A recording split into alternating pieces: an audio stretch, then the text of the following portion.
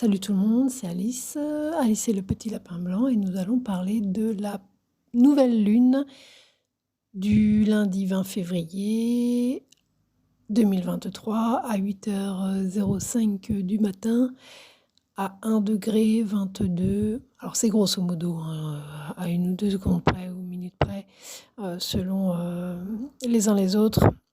C'est lundi matin à 1 degré, même pas 1 degré 30 des poissons.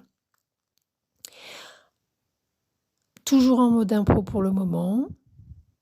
Bon, ça donne de toute manière des informations quand même. La nouvelle lune ne présente pas de carré, trigone, sextile, c'est-à-dire de transit ou d'aspect, d'aspect surtout, à qui que ce soit, hormis, et on va en parler tout de suite, Saturne, qui lui est à 28 degrés 10 du signe des Verseaux. Voilà, à ce moment-là.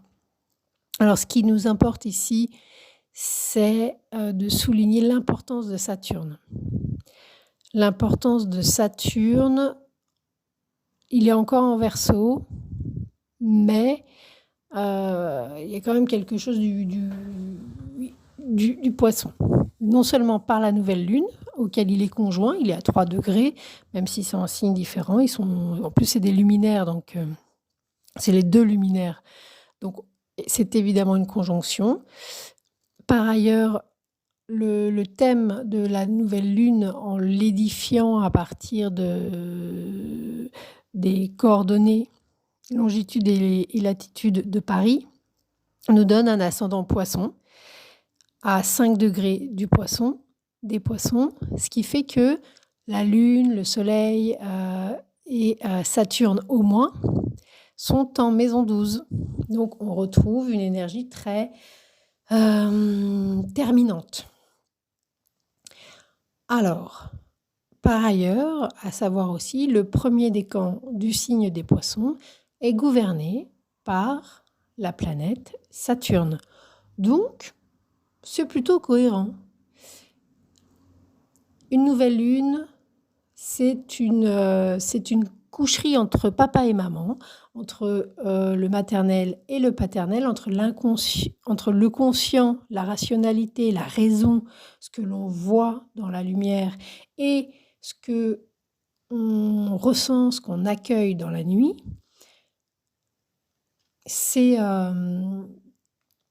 Donc c'est une graine, c'est une fusion de deux énergies de lumière, la lumière de la nuit et la lumière du jour, la lumière de l'hiver presque, on pourrait le dire comme ça. Enfin, pas tout à fait, mais parce que la lune, elle gouverne quand même le cancer et on est quand même en été déjà, mais c'est les deux luminaires de toute manière du zodiaque qui tous les mois donc se rencontrent pour faire un petit bébé dont on aura la bouille 6 mois plus tard, au moment de la pleine lune, dans le signe des poissons, quand le soleil sera en vierge. Donc, en septembre.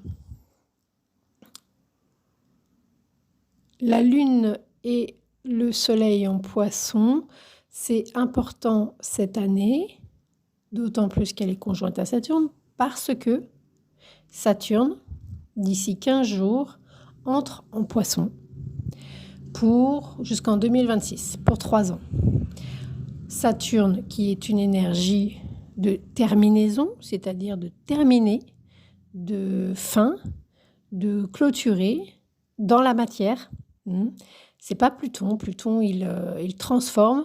Saturne, il arrête. Il met un stop, il met des limites. Il dit ici, c'est terminé, tu ne passeras plus. Tu ne passeras pas. C'est un mur. Donc, quelquefois, c'est chiant.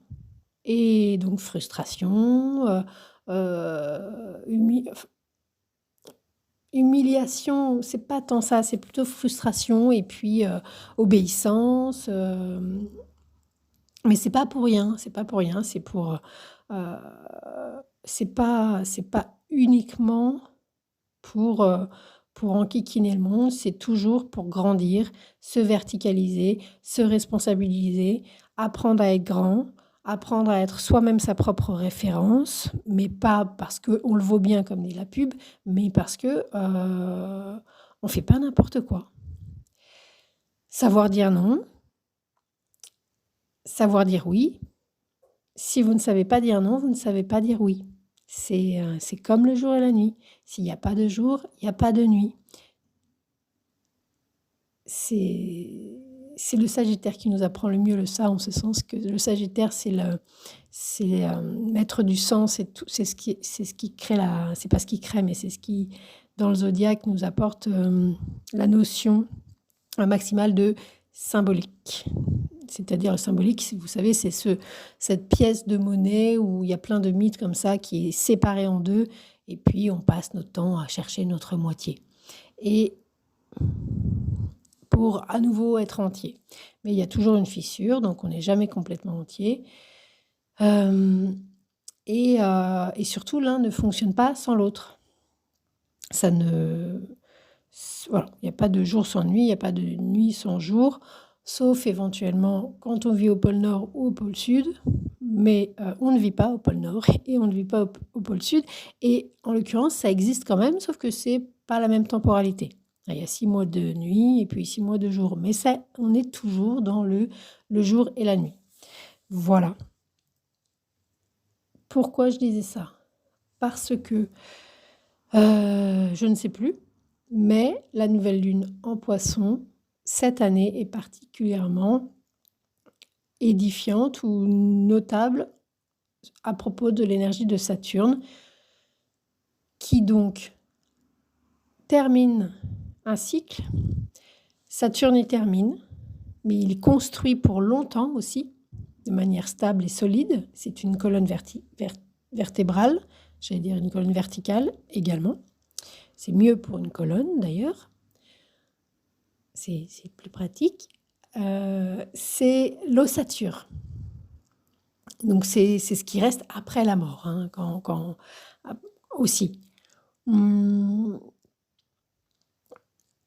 Par ailleurs, donc Saturne, ce qui se crée maintenant, puisqu'on est quand même en nouvelle lune, donc c'est une graine, c'est pour... alors, vous n'allez pas le voir pousser à l'œil nu, hein, mais par contre, d'ici 7 ans, 15 ans, 21 ans et dans 30 ans, si on est encore en vie, pour ceux qui seront encore là,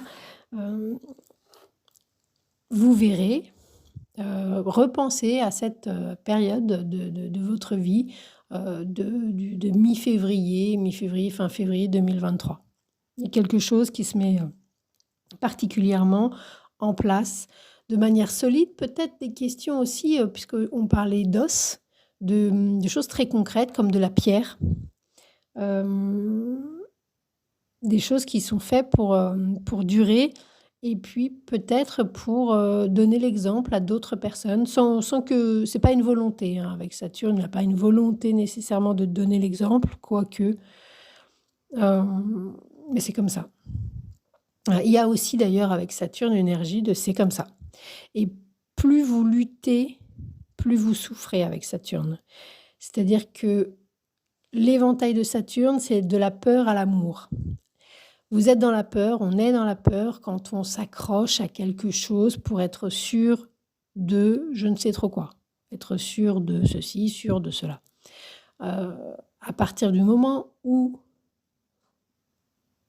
on n'a plus l'énergie, on ne peut plus mettre toute son énergie à vouloir être sûr, et donc on lâche parce qu'on est épuisé, il faut qu'on dorme, par exemple, d'épuisement.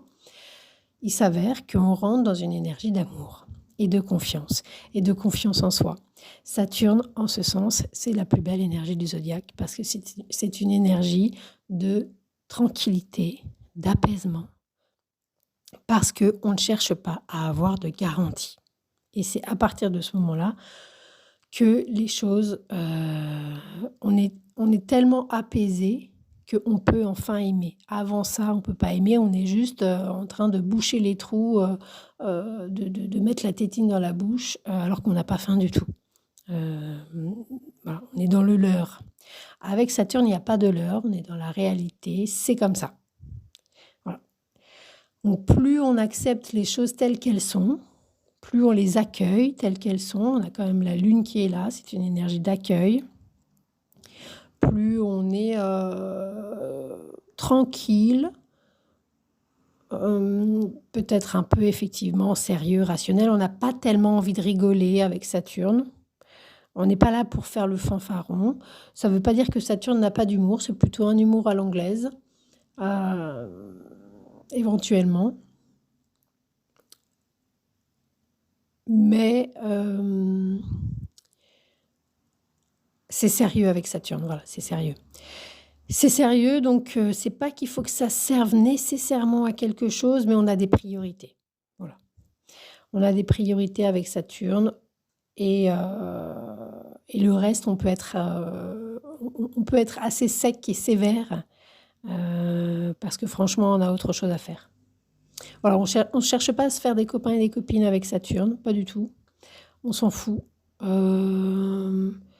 Voilà, c'est sérieux, c'est important, c'est grave, parce que c'est notre incarnation avec Saturne, c'est nos limites, c'est notre, il y a quelque chose de l'ordre Cancer Capricorne, puisque Saturne gouverne le Capricorne également. C'est notre intimité qui est en jeu, donc il faut mettre des limites pour avoir une intimité. Si vous ne mettez pas de limites, c'est la foire, hein. Donc vous n'avez pas d'intimité et puis on ne peut pas vous respecter. Ça, c'est un autre mot très saturnien. Si vous ne mettez pas de limites, les limites vont avec le respect et l'amour. Voilà. Dire non est une porte à l'amour. Parce que dire non, savoir dire non, c'est savoir dire oui. C'est aussi du fait de grandir, être adulte, évidemment. Avant ça, quand on ne sait pas dire non, on est une espèce d'éternel adolescent qui est content et qui veut faire plaisir à tout le monde avec les copains et les copines. C'est très sympa, mais c'est pas Saturne. Et c'est amené à ne pas s'arrêter là, hein. On ne s'arrête pas à Mercure dans la vie, ni à Jupiter d'ailleurs. Dans les énergies, Saturne, il crée la limite, voilà. Et tout ce qui est au-dessus de lui, c'est des énergies, c'est des vibrations. Jusqu'à Saturne, c'est notre propre vie personnelle. Alors, c'est de l'ego, hein, c'est mettre des limites. On n'est pas des paillassons. Et Saturne nous permet de mettre un gros stop, que ça plaise ou non. C'est comme ça, pas autrement. C'est l'office. À la base, je ne sais pas trop ce qu'il en est aujourd'hui, mais des parents, des professeurs, des autorités. C'est une autorité et l'autorité, son office, c'est de dire non, tu ne fais pas ce que tu veux parce que, et d'une, c'est dangereux pour toi, et de deux, on peut, enfin, etc., de mettre des règles, etc., et compagnie. Voilà. Ça ne veut pas dire ensuite qu'une fois que c'est intégré, on ne peut pas en discuter, etc., mais il y a des choses qu'on ignore, mais Saturne, lui, il est là pour nous les rappeler en termes d'interdiction, d'autorisation, voilà. Quoi qu'il en soit, ça nous aide à pouvoir vivre de manière apaisée. Donc c'est assez sympa. Saturne en poisson, il faut savoir que le poisson est aussi une énergie qui termine un cycle. En poisson, c'est une espèce d'énergie qui a traversé les 11 premières énergies. C'est un peu, on a tout vu. On a tout vu, donc en poisson, on va voir ce qu'on n'a jamais vu. On va voir ce qui est impensable. On pensait avoir tout vu avec le Verseau. Eh bien, on termine avec l'énergie des poissons où on fait « Ah ouais, des choses complètement insensées, sorties de nulle part, en tout genre. » Donc, entre autres. Je ne vais pas m'étaler sur le poisson pour le moment, on aura le temps d'y revenir. Qu'est-ce qu'on a d'autre pour cette nouvelle lune dont on pourrait dire un mot ou deux? Il y a un joli sextile Pluton-Vénus à 29 degrés du Capricorne et des Poissons. beaucoup de passion, beaucoup peut-être des questions financières, artistiques et relationnelles, mais assez tripantes, assez prenantes, très passionnantes. C'est c'est assez fluide, le sextile, c'est sympa. C'est pas, on n'est pas dans une conjonction, un carré ou une opposition. Donc, mais on est quand même peut-être un peu aveuglé par quelque chose. Mais c'est kiffant. Par ailleurs, on a également une énergie autre avec Mercure et Mars qui nous font un joli trigone d'air. Donc là, ça circule, ça communique, beaucoup de communication, beaucoup avec Mercure en Verseau. Alors évidemment, les réseaux sociaux et compagnie, les modernités, YouTube, Internet, enfin ce que vous voulez, les Twitter, les TikTok, les Facebook, enfin, il y aura peut-être des nouvelles choses d'ailleurs. Avec Mercure, donc très créatif, beaucoup d'idées à la minute, ça fuse. Et puis en bon aspect avec Mars, qui donc nous permet d'agir de manière assez habile et une énergie qui jongle, hein, une énergie double avec le Gémeaux. Et puis Mercure gouverne le Gémeaux qui plus est, donc beaucoup de vivacité d'esprit, beaucoup aussi pour les déplacements, la manière de communiquer dans les chats, les communications, les petites discussions, hein, on fait pas de la philosophie en Gémeaux, hein. En Gémeaux, on discute quoi. On taille la bavette, mais on refait pas le monde. On est, il y a presque un côté, avec le Gémeaux. Comment on appelle ça? Je vais le dire en mode symptôme du hérisson. On s'approche, mais pas trop près, quand même. Voilà, juste un petit contact et hop, on poursuit son chemin. C'est vraiment des petits contacts, plein de petits contacts. Et puis Mars, Mercure comme ça. Mars, il nous pousse à l'action. Il y a plusieurs choses à faire. Il y a peut-être plusieurs choses à faire en même temps. Il y a peut-être beaucoup de choses à faire. Mais étant donné qu'on a cette chère nouvelle lune très marqué par Saturne qui ensuite, donc d'ici 15 jours même pas, passera en Poisson, pour rester dans le premier décan des Poissons gouverné par Saturne lui-même pendant une année entière. Le sens des priorités est quand même premier pour cette nouvelle lune, puisque on va commencer par l'énergie la plus forte qui est celle de la nouvelle lune conjointe à Saturne. Autour, les autres aspects autour, ça donne des indications autres. En plus, qu'est-ce qu'on pourrait dire d'autre? Bon, il y a d'autres choses éventuellement. Il y a un petit carré Mercure-Uranus. Bon, il peut y avoir des choses qui nous étonnent ou qui détonnent un peu, mais bon. Ce sera peut-être pas pour le moment de la nouvelle lune elle-même, ce sera peut-être, c'est quand la nouvelle lune? Lundi, en fin de semaine, peut-être plus. Bon, la lune Vénus sera passée en bélier, la lune sera soit conjointe à Neptune, soit à Vénus d'ailleurs. Donc, ce sera déjà autre chose. Peut-être ce qu'on peut retenir en priorité pour cette nouvelle lune, donc le mois qui arrive, et puis les 15 jours, le mois et les 6 mois à venir, puisque là, on sème la graine, on la verra au moment de la pleine lune, avec un soleil en vierge à la rentrée. C'est quelque chose au moins, parce qu'avec Saturne, c'est un cycle de 30 ans qui s'ouvre. 30 ans qui se divise par 4, et donc ça fait 4 fois 7. Donc c'est grosso modo 30 ans. D'où les fameuses étapes de 7 ans. Oui. Et les carrés, c'est des moments où ça tourne, donc soit ça passe, soit ça casse. C'est pour ça qu'il y a des histoires, les histoires d'amour, les machins. Oui, il y a aussi avec les 3 ans, mais je ne vais pas en parler maintenant. Bon, voilà, il faut surtout retenir que y a quelque chose qui qui se construit pour notre lifetime, notre vie entière qui se met en place là.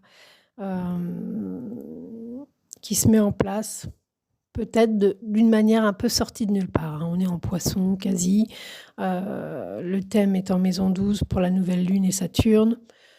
Il y a des choses, la vie qu'on a connue jusqu'à présent, on est en train de lui dire au revoir, peut-être avec des événements improbables, pour, maintenant et puis peut-être, voilà, on va voir ce qui se passe avec le passage de Saturne en Poisson, du 7 mars 2023 à 2025-2026 où là, Saturne passera en Bélier et puis on aura un nouveau cycle.